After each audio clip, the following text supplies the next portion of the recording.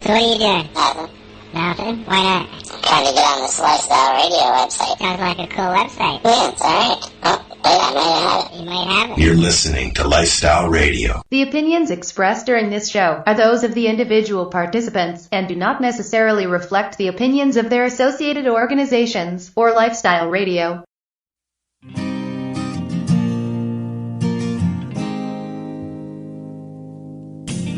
You know I blame it on industry.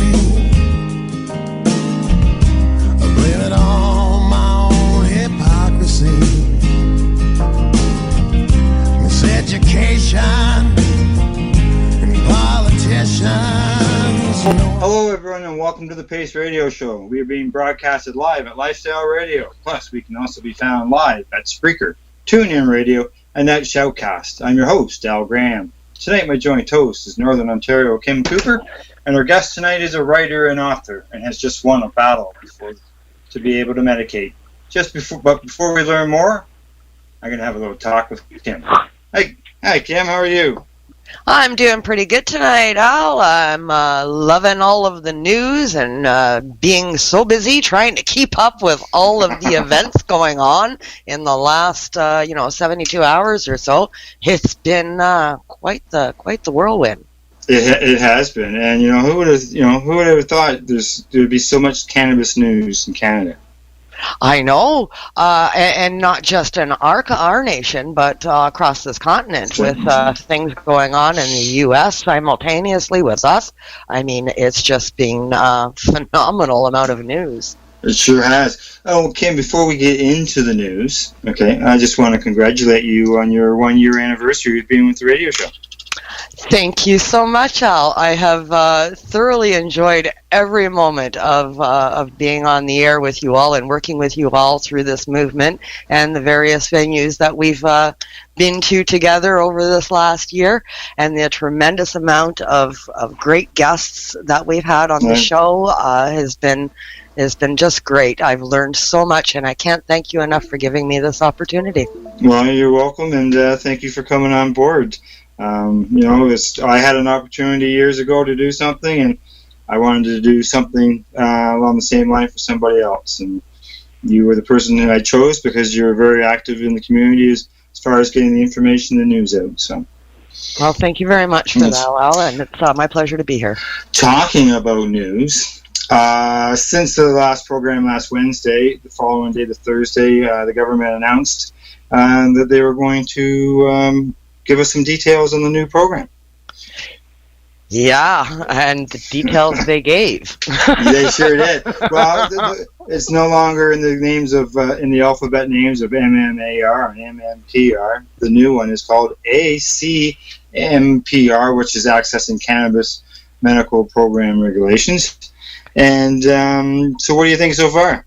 Well, first thing I got to say, my hat's off to the Government of Canada for taking away the slang term marijuana, spelled with an H to start with, and calling this medication its rightful name, cannabis. That was my first impression. That was very nice to see. I agree. Yeah. So overall, for the name change, perfect. Couldn't have asked for anything better as far as the actual name. Now, as far as the way the program appears to be working, it looks like a combination of the MMAR and the MMPR, two programs that have had parts of them found unconstitutional over the last 15 years. So it is a combination, so patients will be able to grow again. Yep, and that's fantastic news for patients across this nation, myself included. Many did not sign up with the MMAR when it came about for various reasons. And many came on board using cannabis as a medicine after the MMAR became defunct, so to speak, and the government took those rights away. So there's an enormous amount of patients that are left outs from the MMAR program, and something needed to be done. They've done something. It's kind of a combination of a bunch of different things. The plan as on its face value, the basis of the plan, I think, is fantastic. It gives patients pretty much everything that we have asked for from them. It's the little add-ins that they've put into the base plan that are troubling. Yeah, there are a few spots that are a concern. That's right. But it allows the patients to grow again. And it allows them a choice of whether they want to go to one of the 30 some odd LPs, or it allows them to get a designated grower.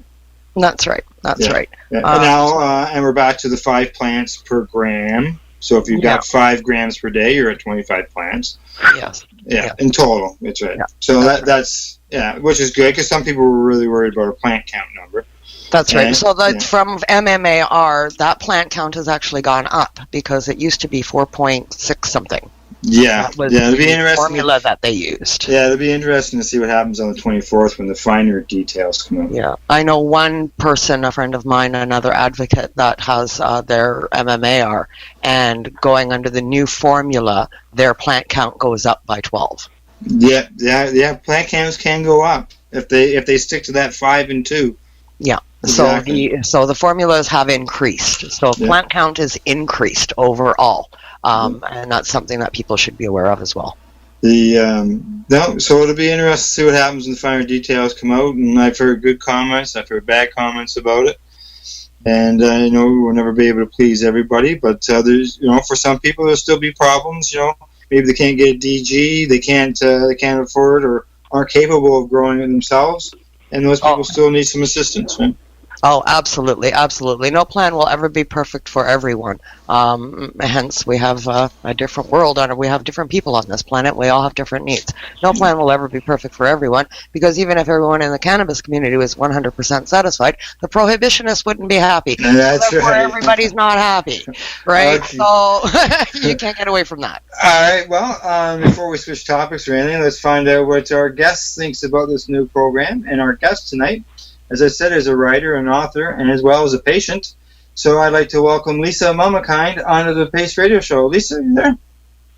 Yes, I'm here. Hi, how you doing, everybody? How you doing? That was my Chihuahua Cheech saying hi to in the background. Well, welcome to the show. It's great to have you back on again. Say congratulations on a year with Pace Radio. I think it's quite awesome, and I've always enjoyed your input in the show, and I've enjoyed the show in general. But congratulations. Mazel tov on that, Kim. Oh, thank you so much, Lisa. That's very kind of you. Thank you. No problem. Thank you. So you were asking, what do I think of the new? Yeah, what do you think of the new the alphabet there? ACMPR. Yes. Well, I too am glad that they've dropped, especially the marijuana with the H was just ridiculous. It was it's a silly thing. It's cannabis, it's cannabinoid therapy. We're talking about a medicine here. Under other circumstances, it can be called marijuana, but under this is cannabinoid therapy. It should be cannabis. So that's good. Yeah. Good for them. There's got to be a little bit more of that. It only took them 15 years to get the H marijuana with the H out of there. But well, that's good. Things kind of have gone so far, and of course they haven't completely. I guess what is it? The 22nd, 24th. When is it that they actually, 24th. Everything becomes official and they say this is what we're doing kind of thing? That's I think it's the 24th. 24th, yeah. So until then, we can't completely, it's hard to say. But it looks like it's kind of going down how I kind of thought it would go down. I kind of figured we would end up with some kind of conglomeration of the MMAR and the MMPR in the way that, and frankly, what I personally was kind of hoping for was the ability to grow for yourself, grow for somebody else, have somebody grow for you, and be able to go to the LPs if that's what you so desire. The fact that we have all of those things, I think it's great. I don't think it's ever a bad thing to have more choices. Right. And of course, the most important thing is that we do need that ability to make that choice to grow for ourselves or have someone grow for us, or even go to the LPs if that's the case. And I do think that the more choice there is out there, it will drive the price down. Yeah. So that's good all around. And I am not happy about how the dispensaries got a pretty big dig there. That's part of the add-ins we were talking about. That would be one of them, and that would be the big one. I don't think it's going in the direction of inclusiveness, and the Supreme Court called it part of the heart of bringing themselves up into court again. Basically, if they keep ignoring how Canadians have already, for many, many, many years, have said how we want our cannabinoid therapy, how we want to be able to have access to it. And we have to recognize that the dispensary system, like it or lump it, is there. And the LPs alone, because of course the government, I'm not, the LPs aren't my biggest, I'm not the biggest fan, that's for sure. However, keep in mind that the federal government is not allowing the LPs to provide what dispensaries provide as far as all the different types of cannabinoid therapy out there. They've been limited in what they can provide. So how can an LP be as good as a dispensary? As far as I'm concerned, whomever is retailing the widest variety of cannabinoid therapy out there and giving the most choice, they're the ones that we need to be supporting. And that's the dispensaries. That's not the LPs. The LPs are very limited in what they have. And even afterwards, talking about this, they'll be selling seeds and things like that. Extremely limiting as to what they're able to offer legally, what the government is now going to legally offer on a retail basis. And so that's going to come back and bite them on the butt. The federal government has yet to win a single case as far, I don't know, what's the scoreboard here? 9-0. Batter up. When you look at what the LPs are allowed now in the Smith case, right? That allowed access for not only oils but also, alternatives when it comes to the edibles and everything else. That's right. We're just recognizing the concentrates in the last year, right? It's only been the last year we're even recognizing that concentrate should be something that we should be able to use from the Supreme Court decision, of course. Allowing that, but the feds still haven't recognized concentrates yet. Right, no, through the right. LPs. Well, the outrageous limits that they're putting on the LPs concentrate would be providing them, which they're not. So. And the LPs are restricted by outrageous limits on THC count and so forth for the products that they are able to supply patients legally as well, which are outrageous. Then also you have the Allard decision, which this is all based on, and they specifically stated, basically the dispensaries are the backbone of the community, and they are the heart of the community. They should be allowed, and we should have a presence, and they seem to have ignored that fact in and they're the only ones that are providing, because of the way that the LPs are being restricted and what they're allowed to sell. They're the only ones that right now are providing the full range of cannabinoid therapy out there. With the Supreme Court case saying back then with Smith, with Owen Smith's case there, we're supposed to be able to get concentrates, and the LPs right now, what are their they're not, I don't just oil. I still think they're doing oil, not just oil, but oil, oil. like RSO type of thing, right? But that's a very, very small one. That's just one type of cannabinoid therapy in a concentrate form. I wouldn't even say it's RSO. No, it's not even RSO. It's not even RSO. It's more Yeah, like no. coconut oil. The I haven't seen. Oh, you mean it's edible oil? Is it really? And the Is that what THC it is? count is restricted so severely, it doesn't even contain enough THC to kill cancer. Oh, so is it like now? And thank you. You're going to educate me. Is That's it right. edible oil that the LPs are allowed to, or is it RSO? It's an RSO, and the THC count is restricted to 14%. What's the point of that? The stuff I'm seeing is like an oil like coconut oil. Concentrates. That's why they are called concentrates, because we want to concentrate the and have the most amount of medicine available in the most concentrated form. Not everybody's going to use that, but you have to allow for that for people, so they have the option to use as little cannabinoid therapy as possible. Right? That's the reason for concentrates, and not all of us have the ability to use every cannabinoid therapy out there. I personally, eating my cannabis is not an option for me. Right? Well, it's an option, but it's just going to go through me, right? Landing a plane on a short runway kind of thing because of my gastric bypass. So I need as many different options available, inclusive of inhaled concentrates. I need that available to me. And right now the Supreme Court is saying that we're supposed to have that, and the feds aren't providing it, and they're not doing it through the LPs. And so the ACMPR, it doesn't exactly. that letter alphabet thing. Challenged. I think there's going to be. I don't know. I know that Kirk Tusaw was going to be putting out his analysis of this, which will be interesting to see.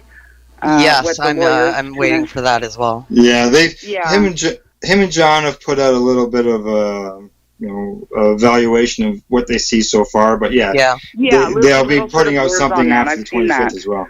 And that's great. And I think they're, so far what they've said is pretty dead on. But I'd say that if they don't, it's not enough. If you leave the dispensaries out of this process, you're asking to end your butts back up in court then.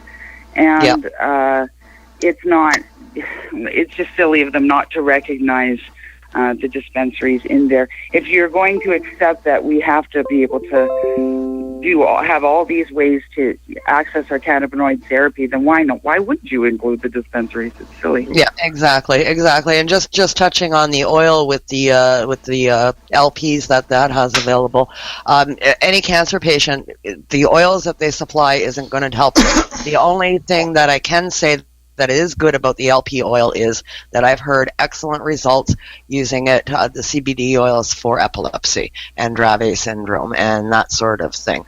But that's basically CBD-based medicine, and the restrictions on the THC are a problem. And that's great for those people, but everybody reacts to cannabis, cannabinoid therapy in different ways, even for the same conditions.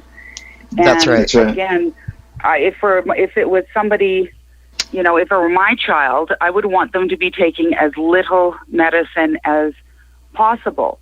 And by limiting the THC in the medicine, by limiting any of the cannabinoids in the medicine, then you are saying, well, no, you have to give more of this to my kid.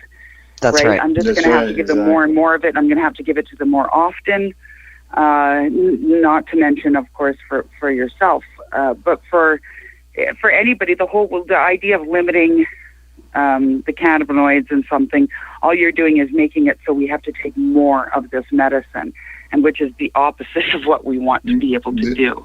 Well, that, like you say, that's the whole idea. I like cannabis, but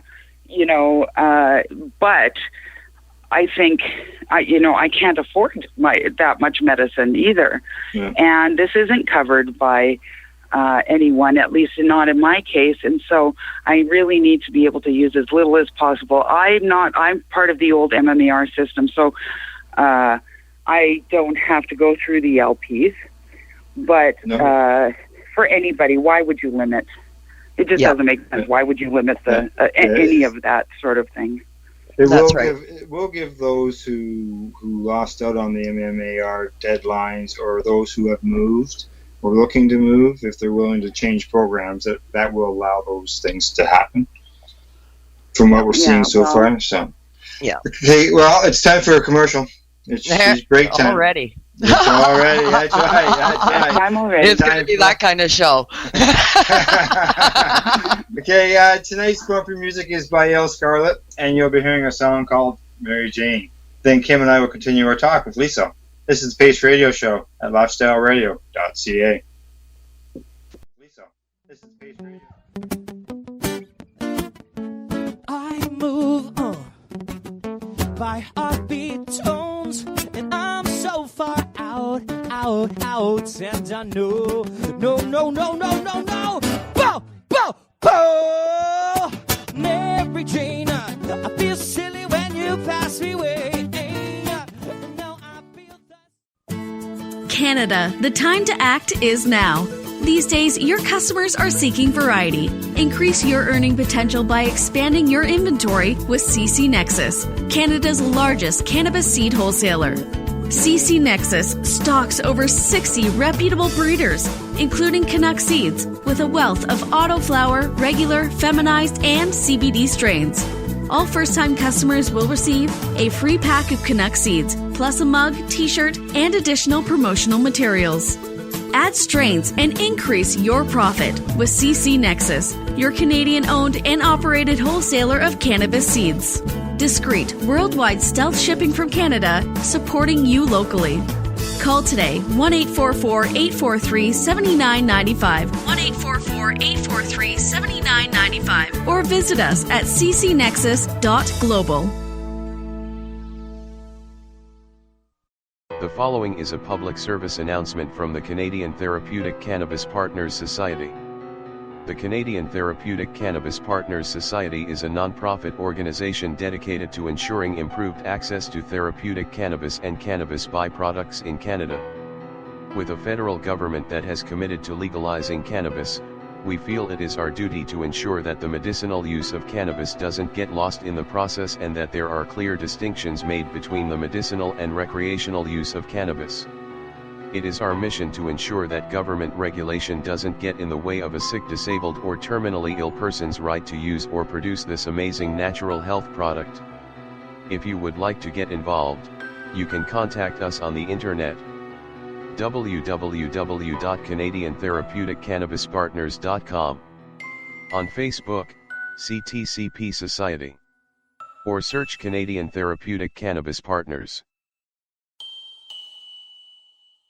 This is Al Graham of the Pace Radio Show. Are you keeping pace, as in keeping people advocating cannabis education? If you're not, and you're a cannabis consumer, then why not? Others are working hard every day to help educate people about cannabis so you can enjoy your daily 420.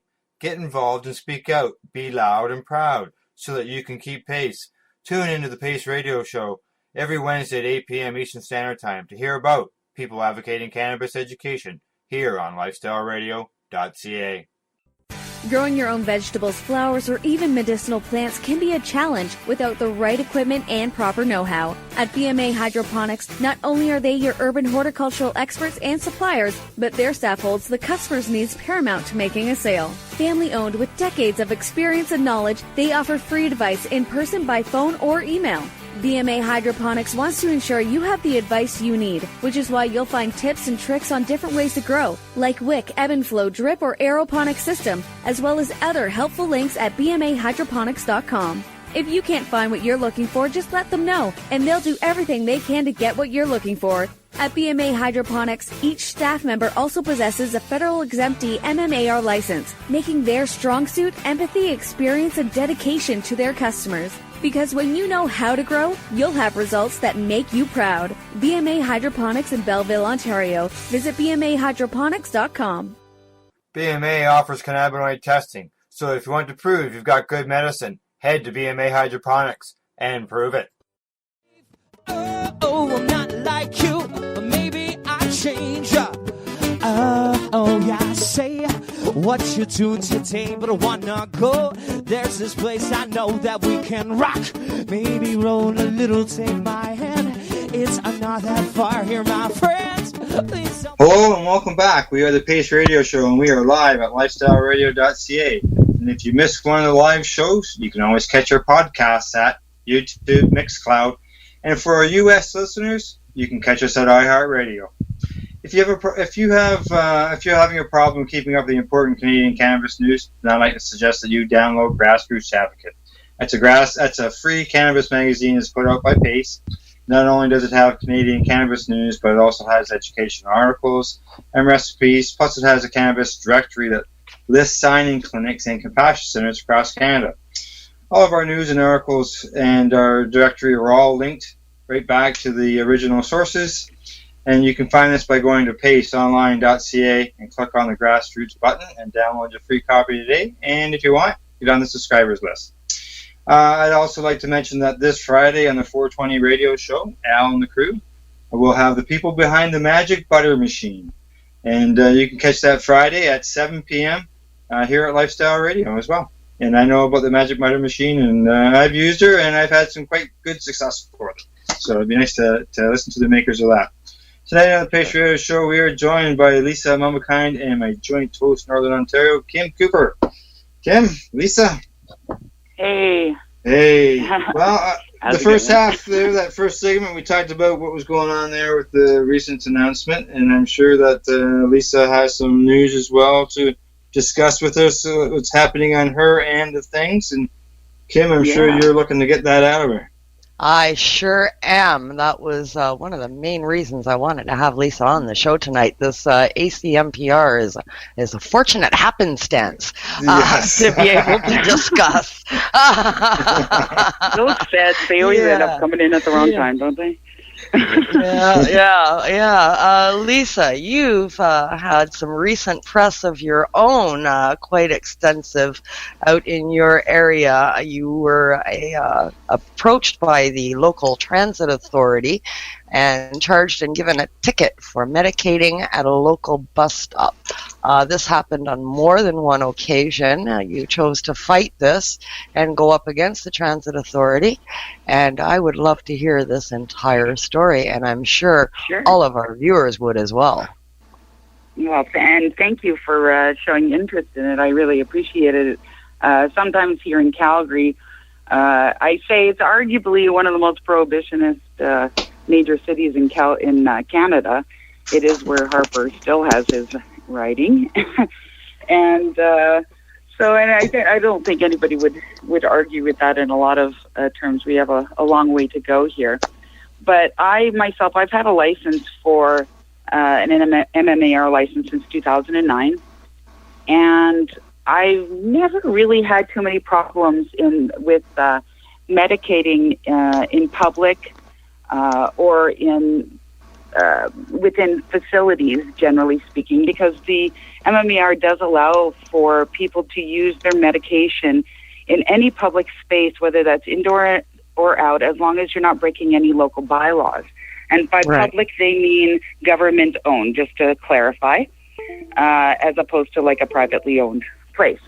So a school, for example, is somewhere that if it's a public school, then that is actually a space that you have to be allowed to use your medication, and hence my son who spent the last 4 years going to Calgary Board of Education public schools and using cannabis inside the school in vaporized form throughout that. In fact, he just graduated, so congratulations to him.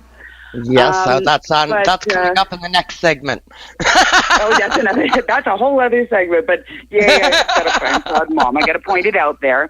But I was bringing that up simply to point out that you shouldn't, if a child can use it in a public school amongst 2,500 other minors, then what should be the problem? But what happened is over the course of, it was really weird. It was just last year.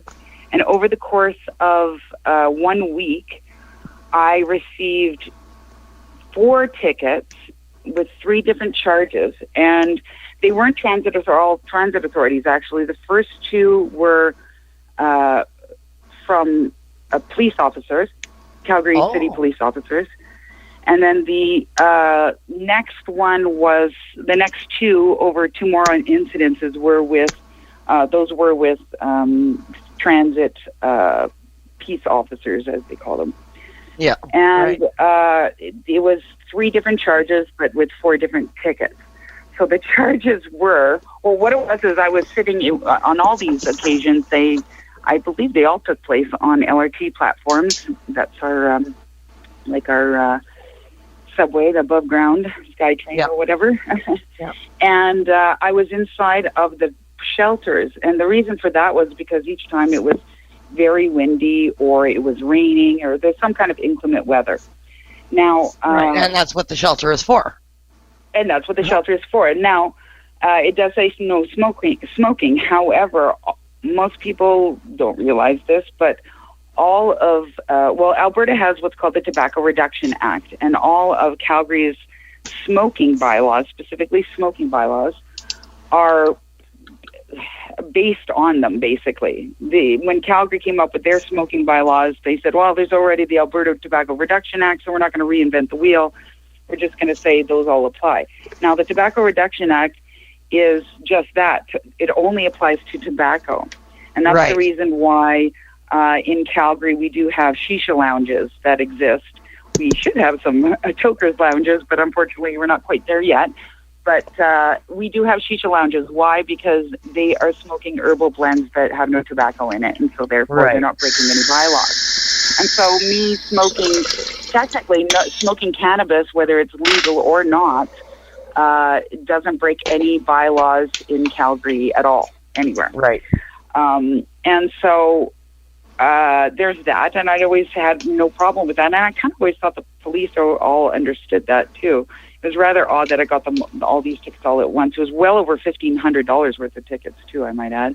Wow. But, yeah, it was not, these weren't cheap. But this is kind of the strange part of it here.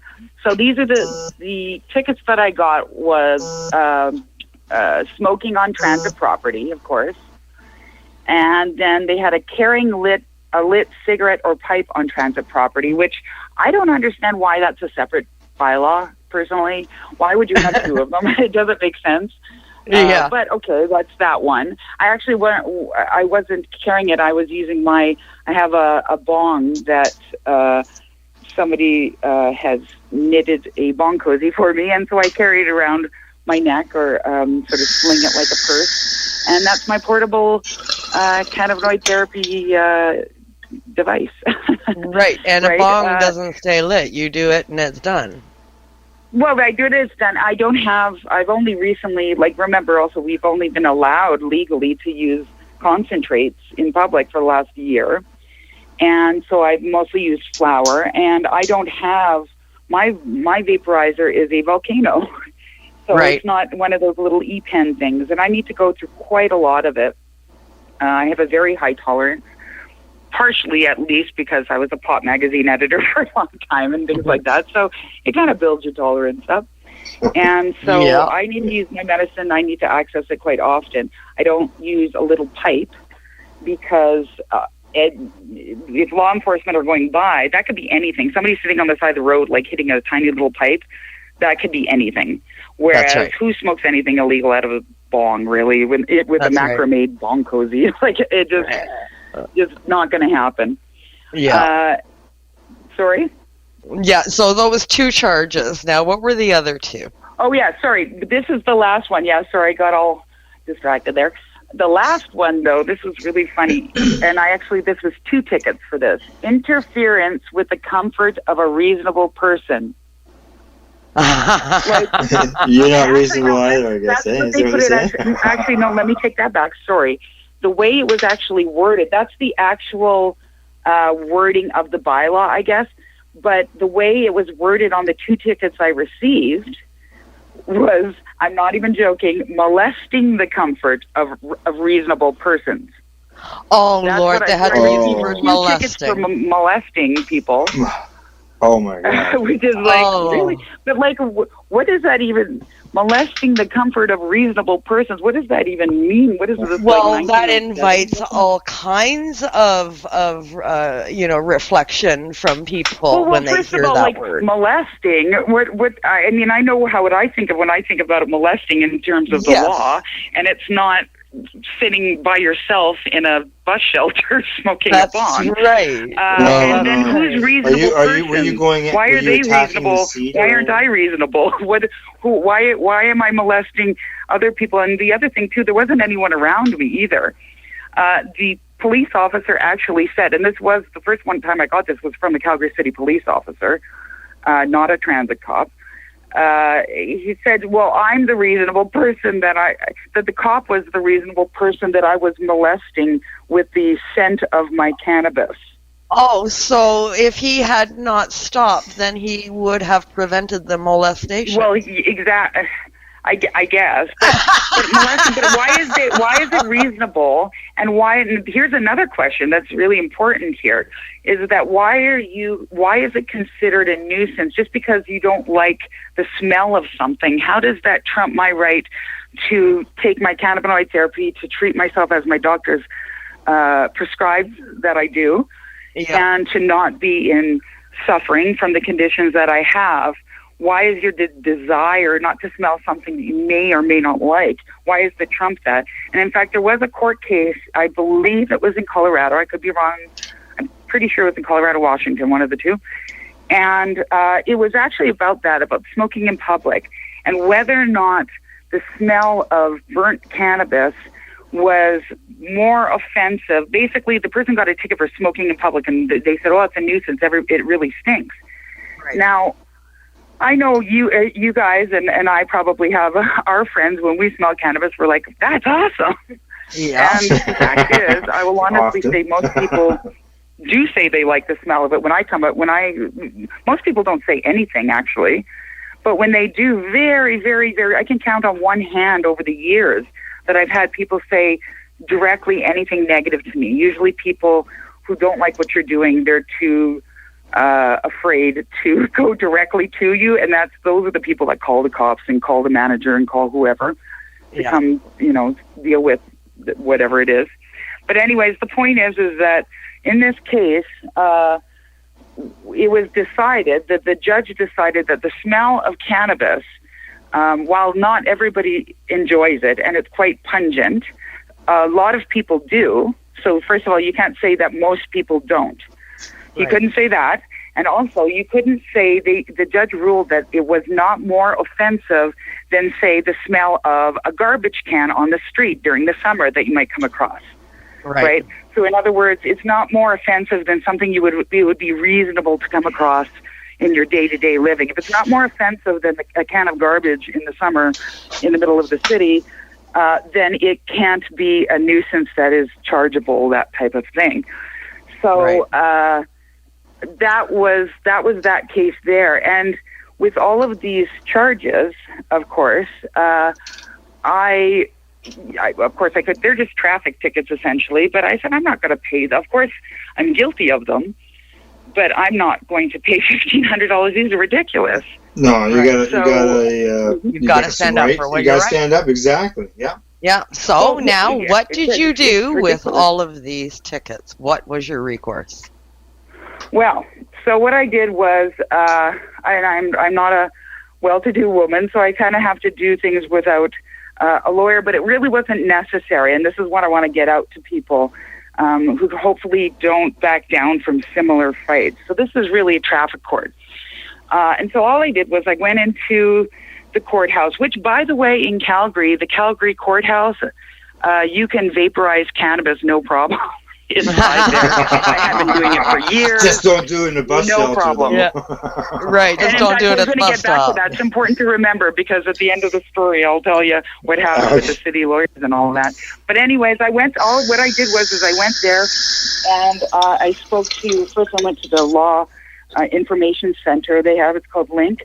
That is there for anybody. You don't have to be a lawyer. Anybody can go in and say, hey, I want to do this. I want to fight these tickets. What do I do? And they'll point you out. They said, go up there to where the traffic court is. And I said, I want to speak to the Crown. And so I set up a meeting with the Crown. Now, the Crown prosecutor, who's not the same Crown prosecutor as the one who later on that I dealt with, he was a very nice gentleman, and actually said that he said that this is a wonderful case. He says, you have a very, very good case. He said, you know, he was actually very much on my side because, let's face it, traffic court is pretty damn boring. So this is the most exciting thing that has happened to him in like forever. And sorry? No, go ahead. Oh, yeah, sorry. Anyways, so he said, yeah, just go, we'll, you can challenge these. And so I did. I brought them all up. I went in front of the judge and said that, I want to challenge them. And then what I did was I spoke with both the Calgary Legal Guidance, which is a nonprofit organization that provides legal information to people, just like a 30-minute consultation with a lawyer for certain things. So I took advantage of that, and I went to, there was a couple of other legal centers that are free, like the Women's Center holds a free legal clinic that's the same sort of thing where you get about 30 minutes with a lawyer. And that this was mainly for, these lawyers can't really give you advice, but they can kind of help direct you a little bit so you don't make, at least not, you're not making any technical errors, because unfortunately that has happened to me as well in court, where because I'm not a lawyer, I kind of screwed things up for myself. But in this case, they helped me. And then I went to Student Legal Assistance, which is part of the University of Calgary, the law school. And these are legal students, law students, who take cases on, sort of act as agents. So they're not lawyers yet, but they are supervised by their professors and everything. And they take on like smaller type cases like this. Traffic court, that type of thing is actually kind of perfect. So I brought this to them, where, by the way, I could use my vaporizer inside UFC while I was having my meetings. Just pointing that out as well. But they took it on. They said this is a wonderful case. And in fact, it was a charter challenge because there's some pretty interesting arguments in here and civil rights issues, human rights issues around my right to take the medication I've been prescribed, other people's right to not smell my medication, whether that's a right or not. And because basically you're saying there's also no alternative. Then I've said this to all of these officers when they hand me these tickets. I said, listen, I don't want to break the law. I have absolutely no problem. I don't want this to happen again. Please tell me, where is the designated medical cannabis consuming area in downtown Calgary, or where I'm waiting for a bus? I will use it, and I won't break the law if that's what I'm doing. But because not a single officer, of course, could give me an answer to that question, because that doesn't exist. Because in Calgary, we don't even have, like I said, we don't even have any toke lounges yet. And so there really is no alternative especially a town that is very cold for, like 10 months of the year. And what happens when I need to go to a doctor's appointment, and you don't want me smoking on the bus, I'm sure. So I need to do it before and afterwards, because that's a long bus ride for me. And if I can't do that, because some of these officers said, well, you should just do it at home. Well, I need to medicate more often than once an hour, actually, and I'm going to be out longer than that. So what do you suggest then? If you're going to the doctors, basically you're saying I should never leave my house ever. I should never be able to take transit. I can't do anything, because the only place I'm allowed to use my medicine, according to them, if they had their way, is in my home. No, that's not. That's not right. Okay, guys, I got to jump in here, ladies, and we got to go to a commercial break.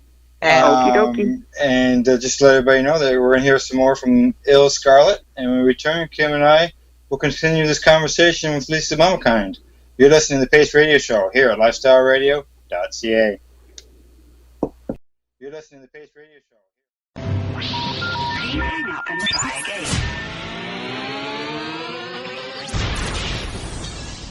You're listening to Lifestyle Radio. I'm seen to be my source of pain. Relief. Oh, I'm not like you. Or maybe I change.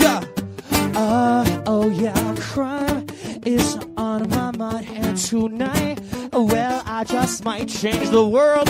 With a little bit of luck, if the place and the timing's right, hear my word. They may sound absurd, but some people still got to learn. Growing your own vegetables, flowers, or even medicinal plants can be a challenge without the right equipment and proper know-how. At BMA Hydroponics, not only are they your urban horticultural experts and suppliers, but their staff holds the customer's needs paramount to making a sale. Family-owned with decades of experience and knowledge, they offer free advice in person, by phone, or email. BMA Hydroponics wants to ensure you have the advice you need, which is why you'll find tips and tricks on different ways to grow, like wick, ebb and flow, drip, or aeroponics system, as well as other helpful links at bmahydroponics.com.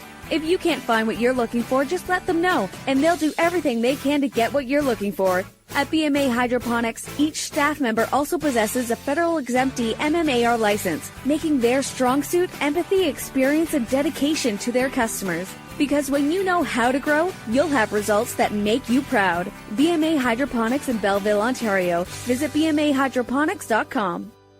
BMA offers cannabinoid testing, so if you want to prove you've got good medicine, head to BMA Hydroponics and prove it. The National Task Force on Medicinal Cannabis is a group of not-for-profit organizations dedicated to influencing government policy with factual evidence. Our mission is to ensure that a constitutional medical program is developed that will address the concerns of all Canadians that require therapeutic cannabis. The task force is looking for dedicated people who are willing to contribute to our cause.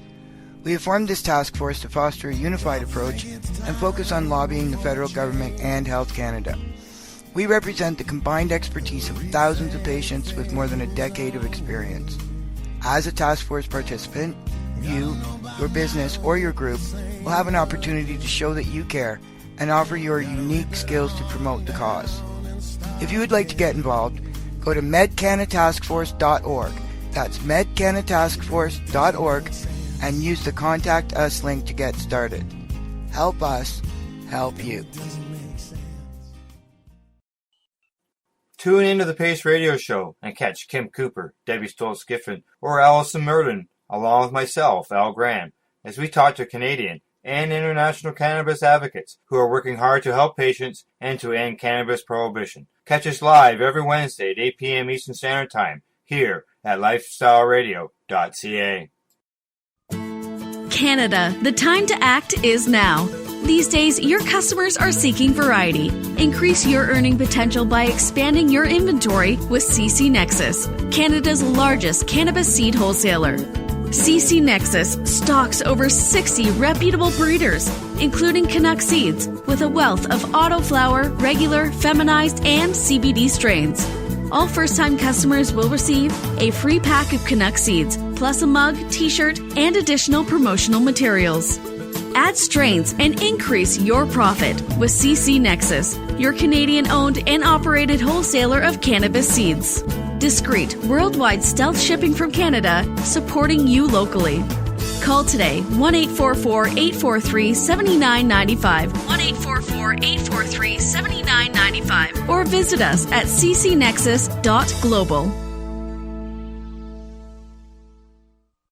Got what I need, my Mary Jane. I feel silly when you pass me away. Hey, and now I feel the same. Come around here for another day. Oh, cause me trouble. Always seem to be my source of pain. Welcome back to the Pace Radio Show, and thanks for tuning in. Tonight's bumper music was by Il Scarlet and their song Mary Jane. This version was a live done at a Toronto radio station, so it was a live version done live.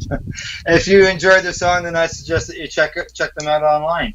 Tonight here on the program, I'm joined by our guest Lisa Mamakind and my joint host, Northern Ontario, Kim Cooper. Ladies, before the break, Lisa was talking about her situation. About molesting the space there in Calgary at a bus stop.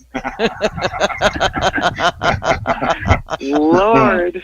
I love the wording on that. Jesus, they dug that up. And again, with that, I think that some of these laws are just they're bylaws that were left over from, they probably were created in the early century or something like that, and interfering with gentlemanly behavior or something, like I mean, it just never got taken out of all of the whatever the bylaws. But anyway, so I went to the Student Legal Assistance group, again, a nonprofit with law students from U of C.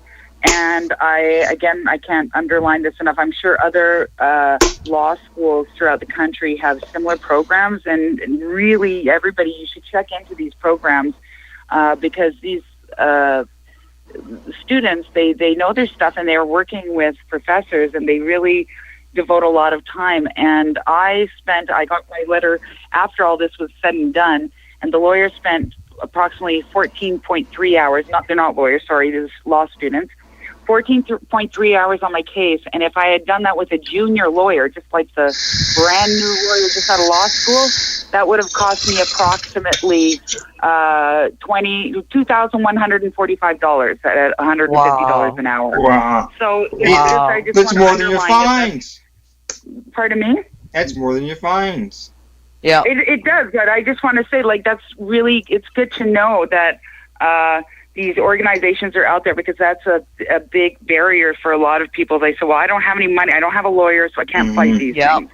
And you would be surprised what you can fight, and it doesn't require you to get a law degree or anything like that. Sometimes absolutely. That's amazing. For help in the right places. Now, this case the amount was of really money that you would have spent is outrageous compared to, and this is available in every city in the country. $1,500 worth of tickets, or $1,600 or something like that. So I would have spent more than the tickets on the lawyers, just on with a junior lawyer.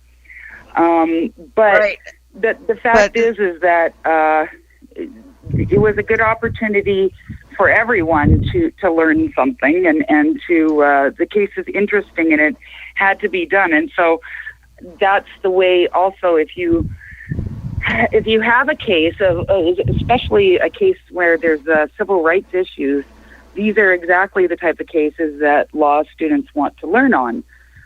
So you have a really good chance of maybe getting some help with them. And in fact, in the end, what was going to be the trial was going to be in October. They actually bumped it up to criminal court.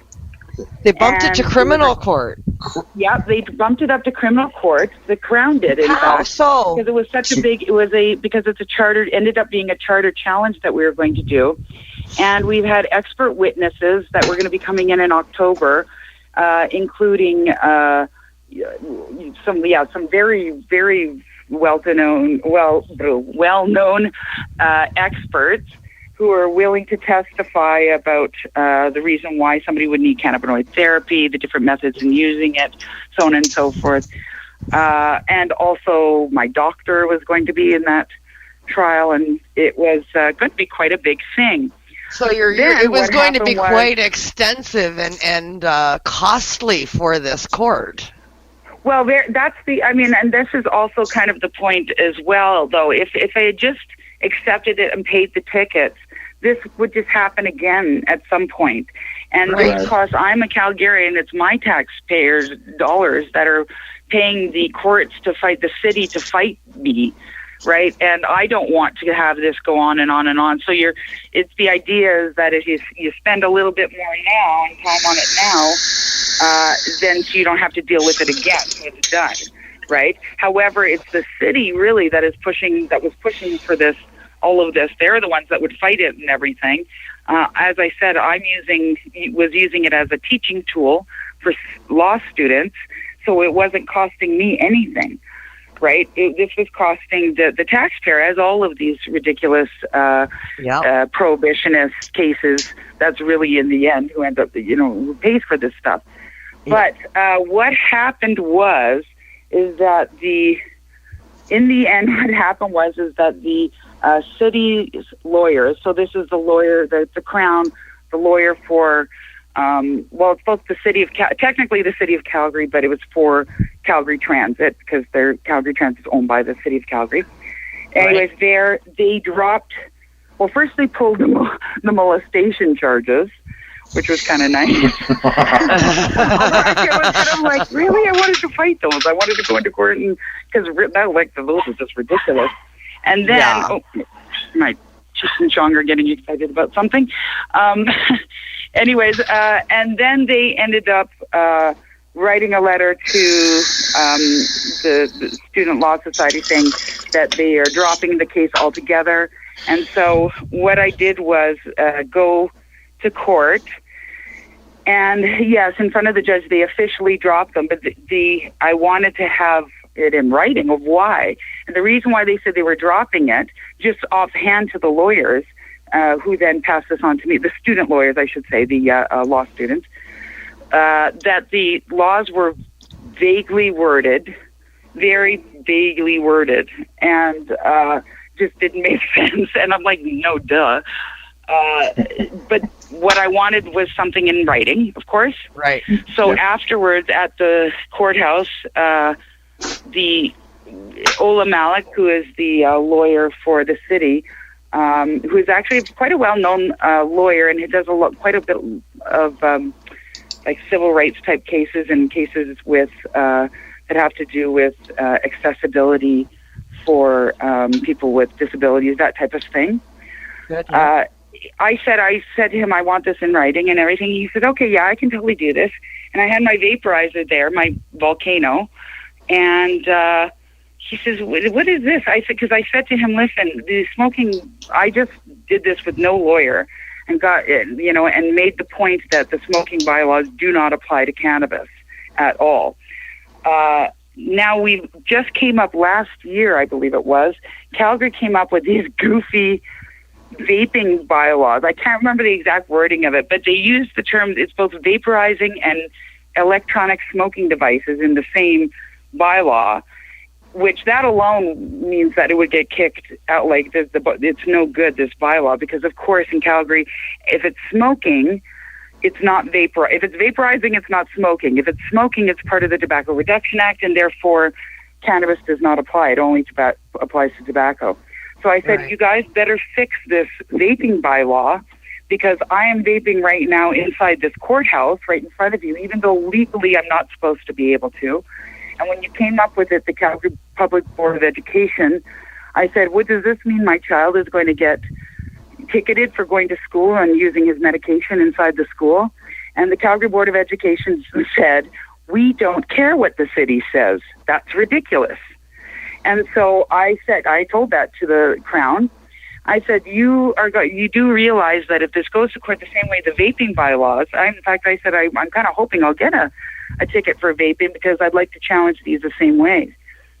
And what would happen is, with these tickets that I got, if the judge if the city hadn't have withdrawn the charges, basically they would have lost. Yep. And as far as I understand, it would basically be like they'd have to chuck all of the smoking bylaws and everything. They'd all be no good, because or at least the bylaws that these have to do with, it'd be completely thrown out, rather than the bylaws that could be worked on and amended. And they'd have to start from scratch. Right. So you would have forced them to start from scratch from the beginning. Sorry? And you would have forced them to start from the beginning, and would have made all of their current laws null and void. So I said, tell you what, why don't come and watch me vape? And so, and I was amazed that the lawyer did for the city. He did. He's like, I want to see this. And I talked to him about this, and I was vaporizing in the courthouse cafeteria there, and there was other members of the Calgary Cannabis Club, which is a club that I am the one of the directors for, which is a club here in Calgary that seeks to support the needs of all cannabis consumers, whether it's medicinal, recreational, sacramental. And so some of those members were there, as well as a few from the Calgary Cannabinoid Therapy Patient Support Group, which is a group I had started in 2012, which ironically was kicked out of healthcare facilities because all of a sudden the healthcare facilities in Alberta decided that you couldn't use a vaporizer indoors. So I'm still trying to fight that, and I'm still not in the hospital. I still can't get an ambulance to take me to a hospital in an emergency situation. This is the irony of all of this. I fought this other stuff and won. But the lawyer for the city said, you have changed my mind. I completely, like a complete 180. Would you be interested in doing the same demonstration you did for me with the vaporizer for other people, especially the ones that are putting together the vaping and redoing the smoking bylaws? And would you be interested in helping us craft those bylaws, recraft them, actually? Nice. That is awesome. Well, Geez, getting somebody with experience involved in informing policy. Geez, we missed that on the task force. I got an email within 2 hours, like that on the federal level. back from him, and then bringing another lawyer who's a well-known lawyer, Brian Whitelaw, who is actually the city lawyer in charge of redrafting the bylaws. It was in particular to do with Calgary Transit, and they're very interested in making sure that they're not stepping on cannabinoid therapy patients' rights, but they're also, again, making it so everyone can take transit and not feel like they're, having a problem or whatever. Because the idea is not, I don't just go around and just puff in people's faces, and I don't care what anybody else thinks, and I try to work with people always, but I can only work with people who will work with me. That's right. And so this was the first time I've ever experienced the city, the Crown, the man, the other ones, especially after they lose their case, to voluntarily reach out to me, but to somebody in the anti-prohibition community to actually ask for help and saying, listen, we want to, rightfully so, we want to redraft these bylaws so, again, they don't step on anybody's rights, and that they're effective laws that do what they're supposed to do, and they're sound laws that aren't going to get kicked out in court later. They need to be harm reductive, which is something that I think a lot of government agencies are looking at, that term harm reduction, what does that mean? Right. And in this case, it's not about just looking at harm reduction for me as the cannabinoid therapy patient, or just the harm reduction for the other people who aren't cannabinoid therapy patients, other people taking transit. So look at the whole situation and what is going to help everyone the most with the least amount of harm, and again, be the most effective, because you don't want to have to go back and revisit this again, definitely not in court, but even have to go back and redraft things because it looks like they're going to get chucked in court because they weren't soundly written in the first place. Perfect. So it's very, very exciting to me. My hat's off to you. To do that. Yeah, my hat's off to you, Lisa. I commend you for your stamina and for your endurance in this whole situation. And it's a definite eye-opener for others that are out there that may be having other situations and legal problems when it comes to cannabis across this country. There are resources available for free legal help. There is places that you can go, and there are ways to learn how to defend yourself in these situations and stand up for our rights as patients. You've done this, you did it successfully, and now you are looking at a possible, affiliation with your local government bodies on forming new legislation for your city. I think it's a fantastic effort, and I commend you for all of you have done for your community. No, well, thank you very much. I want to point out, though, that while yes, I've been an activist in all sorts of anti-prohibition activism, especially to do with cannabis for a long time, this particular court battle wasn't necessarily it wasn't like I went out to break a law to change a law. Right. Which is a very valid form of activism. That's civil disobedience. That's a way that you do things. What I did in this case is just when I happened to be, when prohibition basically rears its ugly head and I have to deal with it, I dealt with it. And then took it in my mind as not just, well, what does this mean for Lisa Mamakind? with these charges? What is all this?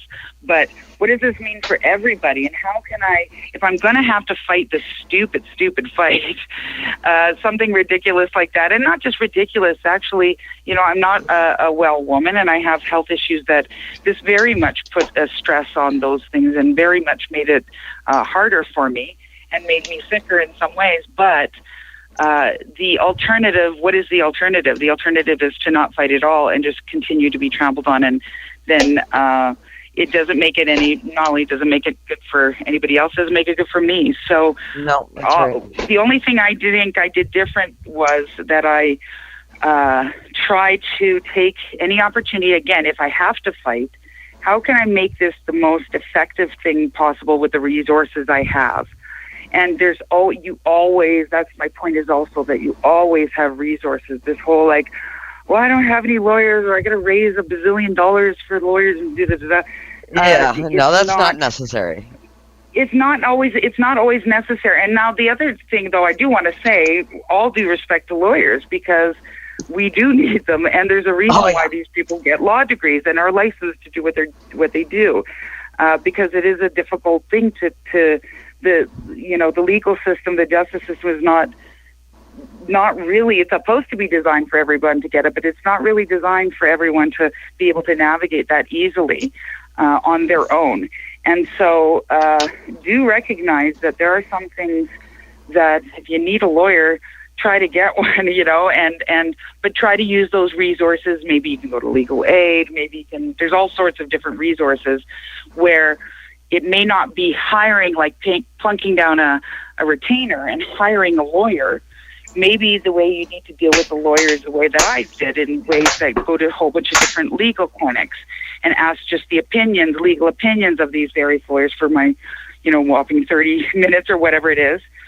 And then sort of form my own plan based on all of these different clinics I've been to and all the different people. And then on top of that, going to the law students who are eager to learn this. Of course, they want to do this right. They're getting marked on it, and the professors know what they're doing, and they want these students to become good lawyers. And so they have every interest in doing a good job with your case. So that's something that's helping them as well as you. And you kind of pool all these resources together, and you'd be surprised at what resources you actually have when you look at them, that it's not as hard as you think. And even just, like I said, talking to the Crown at the very beginning when I got the tickets, you just got to go and ask. I know it can be very intimidating. Proactive, right? Processes, especially for us cannabis consumers, it can be extremely intimidating. And I very much understand that. If you can, grab a friend, just have somebody go with you. It'll make you feel better. And give you some support, personal support while you're there, along with witness and all of that. This is going to sound funny, but do find out about what the vaping and smoking bylaws actually are in your municipality. Because, like I said, there's not a lot of people that realize that you can, here in Calgary, even with these faulty vaping bylaws that they just came up with, the city themselves said we never intended them to cover any type of medicine, period, let alone cannabinoid therapy, but any type of medicine. So there's a very good chance your local bylaws don't actually keep you from, say, vaping inside the courthouse. Not in the courtroom. I wouldn't do that. That's distracting. But if I need to medicate. Lisa, here in Ontario, our government put our cannabis in with tobacco. So we can't even legally vaporize within 9 meters of a door. What about is that for what about the individual municipalities? Because the municipalities go by 9. But each municipality can decide what they want to do. Calgary just happened to decide they're going to do the same as the rest of the province, which is only apply to tobacco. But is that true of all the municipalities type thing? Yeah, our premier here is quite adamant that all municipalities must follow provincial law, and they're really cracking down on the cannabis consumption for our patients across the province. Many municipalities are hesitant to go against the provincial government because of their strong stand on the situation. Yeah. Bill 178. Yeah. Yeah. Well, I'll tell you right now, though, that can't. I don't care, even if it is included in there. You've got a case right there because, especially with just happened to me. So taking vaping and smoking as two separate things. First of all, you kind of have to do that, and it's really important to take that approach of separating the vaping and the smoking, because often they are two sets of laws like they have here. And also we're trying to get the general public and legislators to understand the difference between smoking and vaporizing, and that vaporizing is not smoking, and you can't apply the same rules to smoking as you do to vaporizing. They are two completely different things. Yeah, absolutely. It's going to see a court challenge in Ontario. I have no doubt about that. Exactly. I was just saying the same thing. That's the thing. Now they have this, what's happened in Alberta, so that's the other reason why you do these things, because it is precedent. It is precedent setting. At least right now, we have the smoking, anything to do with smoking. So if you are having to take the bus in Ontario, so if I'm in Toronto and I got to take the bus, and I know the bus is going to be a 40-minute bus ride, well, I've got to medicate beforehand. And if it's snowing outside, I'm going to do it in a shelter. And I dare anyone to give me a ticket for that, because what will happen is they'll get chucked as of what happened here. Because none of it, doesn't matter what the provincial laws are, they do not trump federal law. That's right. Right, which allows us, and it is federal law that is saying that we have the right to avail ourselves of cannabinoid therapy, and so they can try to do that, and you might very well end up in court. But that's, I think, I think it's easily fightable. It's easily winnable, and the same goes for the vaping bylaws. Now, right now, I'm trying to challenge those very much, or at least get the city to change the vaping bylaws to reflect that none of these, whether it's smoking or vaping, none of the bylaws should apply to cannabinoid therapy. That's or any medicine. That's right. If there happens to be another smoked medicine or that a doctor is prescribing, it should not apply to it. That's right.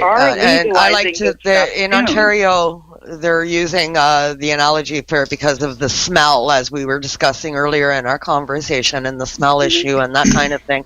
And I like to, Did we have a discussion on the show about the smell of what? Yeah, we did. We had this discussion, and that's what I was just going to evade to, actually. Right? And we've already had the court cases that said the smell of cannabis is not more of a nuisance than something you'd find on the street. So that was already one. So they can't say all they want. And that's what someone has to go to court and actually get them to hold themselves to it, basically. You got to hold them to it. And that's the challenge there, is that someone has to, unfortunately, ends up being the sick people that end up doing it. But the municipalities want to do this, and the provinces, they want to do this, and they want to do it now. Because if we're going to be legalizing this in the next year, let's say, you don't want to be scrambling and have all of your smoking and vaping bylaws chucked out the window by the medical people before you have a chance to figure out what you want to do. I fully accept that if you are a well, number one, I don't accept. Before we change subjects here, hang on one second, Lisa. Before we switch over to another subject again, I just wanted to finish my thought on the whole, what I was trying to allude to with the smell issue here in Ontario, and with the vaping laws being lumped together with smoking. We had on a discussion about this on another show, and I like to make the comparison with my Ventolin puffer. It has a rather bad odor when you exhale, and when you push the distribution, the mechanism, it does have an odor.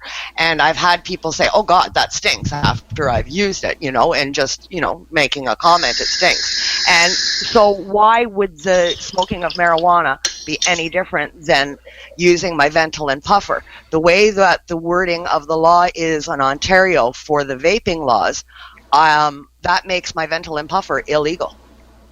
Yeah, because the wording what of it is, though, but it shouldn't be nothing. If it's a prescribed medication, number one, that should apply, whatever That's it is. right. Because once again, you're saying it that encompasses then that you can't use. What you're saying then is then you can't use a prescribed medication inside of a medical facility. What would happen with children that need to go to school, right?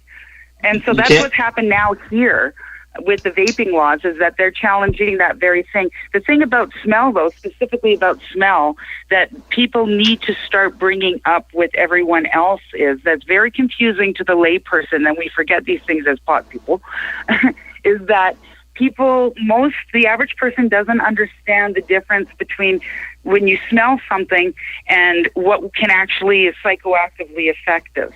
So in other words, I can have what anybody is smelling, whether you're smoking it or vaping, you're smelling the essential oils. Let's stick to vaping for a minute.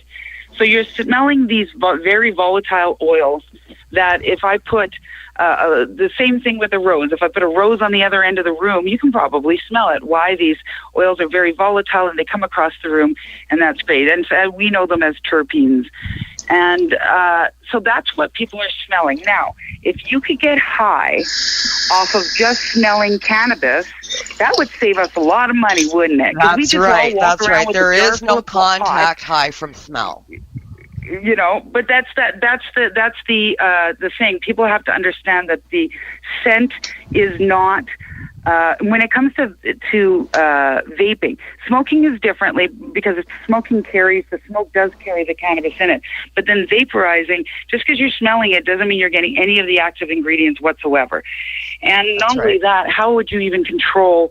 You're saying that you could only use certain strains in certain places then because certain strains are too stinky. And who says what is stinky?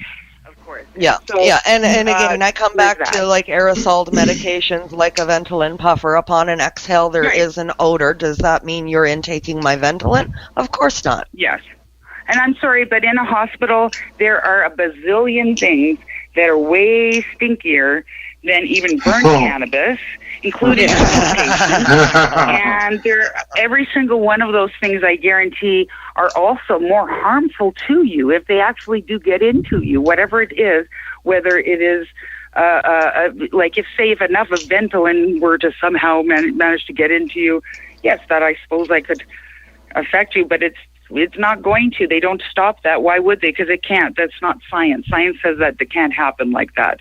So you can use your puffer in a room and no one's going to get your puffer medication inside of them when you do that. And the same thing is for the vaporizers. We're back to like the AIDS in the early 80s, man. People thought that you could get AIDS from a toilet seat or from shaking people's hands, and so people were kicked out of schools and they were kicked out of doctor's office.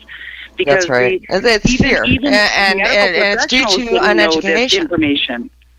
Yeah, you know? But they need to be educated. It's a stigma we got to fight, and people have to start addressing, not just avoiding the conflict altogether, because then things will never change, but addressing these things like smoking is not vaporizing, and the scent of cannabis is not the medicine, and all these things that are really important, because if they don't get out there, then again, the stigma will continue. And if we're going to be legalizing this at some point in time, we will be dealing with issues, obviously, where and perhaps recreational cannabis smoke should be restricted in some places where recreational tobacco smoke is done. If we're talking about something that's recreational, that's a different topic. You don't have to do it right then and there.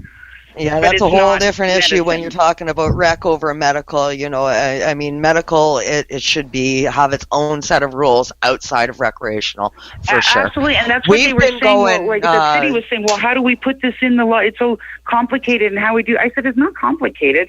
You essentially put an asterisk at the bottom saying, by the way, if any of this happens to be a prescribed medication, it doesn't apply. That's right. You know, That's right. And then it's you a fairly just apply simple how thing. medications, how science tells us those medications are supposed to be administered, and that's how that works there. But how easy is that? Just say it doesn't matter if it's burning sage. if it is being used and is prescribed by a doctor, illegally prescribed, then of course those laws should not be applied. Now, that's not to say that we should all just have carte blanche because we use cannabis. We can do whatever we want, go wherever we want. Well, on the whole, I think the majority of patients. Yeah, on the whole, I think the majority of patients are quite reasonable. You know, and we're not going to just, again, not puffing in people's face. We're not going out to be rude.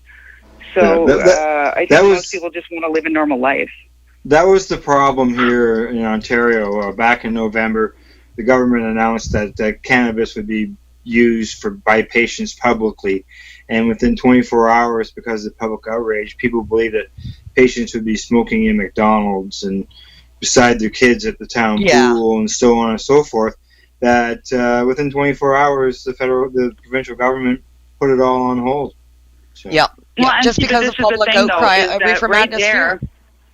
People do need to understand what should have happened. Instead of everybody saying, no, it's cannabis, we have to first start explaining to people so they don't panic that medicating, again, can be done with vaporizers or smoking. There's different ways it can be done.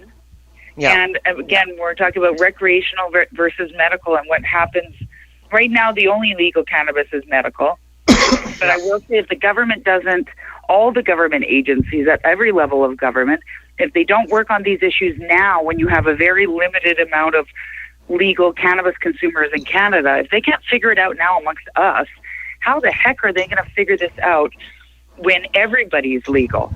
And then an exponentially more difficult position. Well, time for our conversation tonight has been wide-ranging with all of the current events that are going on, and hopefully highly educational for our listeners. And we are obviously running way late tonight, which I'm thoroughly enjoying, and glad that you can stay late with us tonight too.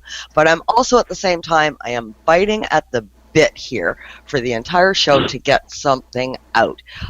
There's a bit of a situation that I've been involved with that involves the cannabis community and prescribed patients, and I kind of wanted to get this on the table for discussion before we run out of time. I have a local patient here, then a client that I've been helping, and he's been looking for a doctor to sign his medical prescription so he can become legal and grow in the future, and as well as order his medication from an LP of his choice. He did his research. He researched all the LPs. He decided on his choice of LP. He made his doctor's appointment with a clinic that I recommended to him. The clinic was supposed to be signing on patients based on pre-diagnosed medical history, and you were supposed to have your choice of any LP you chose to deal with. I investigated the company thoroughly. I asked questions, and I got my answers. I sent this man there, and when he got there, he was given his prescription, authorized his prescription. When he informed them of his choice of LP, they said if he was to deal with that LP, they would not write the prescription. Jeez. There was a choice of 3 LPs he could choose to deal with that they were dealing with, and if they did not choose those LPs, they would not write the script. Well, see, that's we live in Canada. We don't pay for our medications in that way. Like, we don't pay our doctors, rather, for prescriptions. We don't pay, and the doctors actually aren't supposed to be getting kickbacks. Why that would be, if it's not okay for regular pharmaceuticals for a doctor to do that, why would that be okay for a doctor when it comes to cannabinoid therapy? I don't understand this. The whole idea is we're supposed to be educating everyone, including the medical community, so there doesn't have to be, you don't have to go to a cannabinoid therapy specialist. It's wonderful that they do have these cannabinoid therapy specialists that do, as you say, you bring your diagnosis to them and they help you figure out if cannabinoid therapy would be appropriate, and then help you manage it and figure out what you're going to do. They're just opening, in fact, 2 Lift resource centers here in Calgary that we were just at yesterday with the Calgary Cannabis Club. And supposedly Lift doesn't, you're allowed to do whatever you want. And they, like, any LP that you want to go with, they're not attached to any one of them. And you can, they say, like, and if you're going to, with the new rules coming in, I think they said they're going to have grow seminars and yada, yada, yada. Now, I don't understand why things can't be more like that. That wasn't an endorsement of Lyft.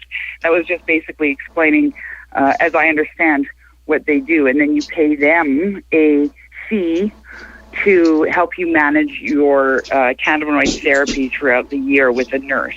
Yeah, this situation was just a little bit different than that. I know there's a couple of companies that I highly recommend in Ontario. We do have other places here that do the same thing where they say you can only go to this LP. If you go to this doctor, they'll only sign you up with this one LP, otherwise you can't deal with them. And that is wrong. Yeah, this is a little bit different of a situation. I've dealt with I know a couple of clinics that are out of Ontario based, and that's basically, like you say, the cannabinoid therapy, and they're going to guide you and help you on your journey learning about natural medicine, and that's wonderful. Mm-hmm. And those are normally fee based because they are providing a service, and I understand that. On this instance, this clinic was a clinic operating a doctor's service for signing prescriptions. You saw the doctor via Skype, and it was a simple prescription. Mm-hmm. There is no follow-up, there is no guidance, there's no nothing, but they're demanding that you sign with LPs. The only reason I can think of a doctor saying, no, I will only sign for this LP, is if they're getting a kickback from that LP. Well, of course. Yeah, well, yes, of course. They were doing that up here. There are some clinics up here that are still doing that where you can only, first of all, this whole idea that you pay you're going to pay here and you're going to automatically get a doctor that's going to sign. People should be going into this knowing that maybe cannabinoid therapy isn't appropriate for you. These should be good doctors, that it should be any doctor that should be able to sign this, your license. Any doctor can do that if they're a real doctor. So, but I understand if you can't find anyone else. However, you shouldn't be held over a barrel and said, this is the only cannabinoid therapy specialist around, but if you go with him, you can only get from whoever whoever's giving him a kickback there. That's, even if they weren't giving him a kickback, I don't think that's right. I don't think it's the doctors are able to assess which LPs are putting out better medicine. That's like saying a doctor right now saying, well, I want you to go with this pharmaceutical company rather than this one. Yeah, okay. Not Tylenol. All right, ladies. We're out of time, Lisa. I've got to run out of time here. I've got to jump in here. Thank you so much for having me, you guys. Okay, Lisa, have you got a shout out to a website, person, place, or thing that you'd like to throw a shout out to? Sure. I will say the Calgary Cannabis Club, we're a new group that's just starting up. And so check us out. We're on Facebook right now, but we're going to be having our own website up soon. You can get to the Calgary Cannabinoid Therapy Patient Support Group through that. And again, that's through Facebook at the moment.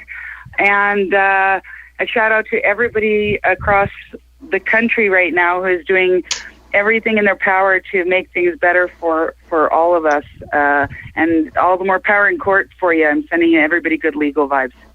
Thank you. Right on. Kim? Right on. Yeah, my shout out this week is for NOSER, my little organization. I'm very happy to announce that NOSER has 3 new sponsors on board, sponsoring this year's HempFest Canada in Northern Ontario, which takes place next week, starting on Monday, a 1-week-long festival in Moonbeam, Ontario. Many thanks to Dana Larson, Flavor Savers, and Bud Buddy. Thanks so much, guys, for all your help. And we'll see everybody at the festival next week.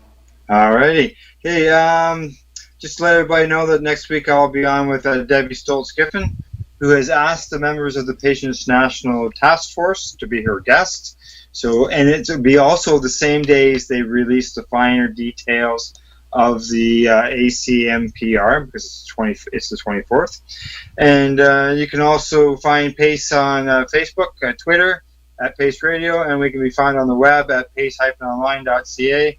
Thank yous to our sponsors, the friendly folks at BMA Hydroponics, CC Nexus, Canada's largest cannabis seed wholesaler, LRAP at Lifestyle Radio. A huge thank you to our guest author and writer, Lisa Mamakind, and to my joint host, Northern Ontario Kim Cooper. Plus, a big thank you to you, our listeners, for tuning into the program. Thank you, and good night. Good night. Thanks. Tuning into the program. Thank you, and good night. Good night. So what are you doing? Nothing. Nothing? Why not? I'm trying to get on this Lifestyle Radio website. Sounds like a cool website. Yeah, it's alright. Oh, You might have it. You're listening to Lifestyle Radio. The opinions expressed during this show are those of the individual participants and do not necessarily reflect the opinions of their associated organizations or Lifestyle Radio.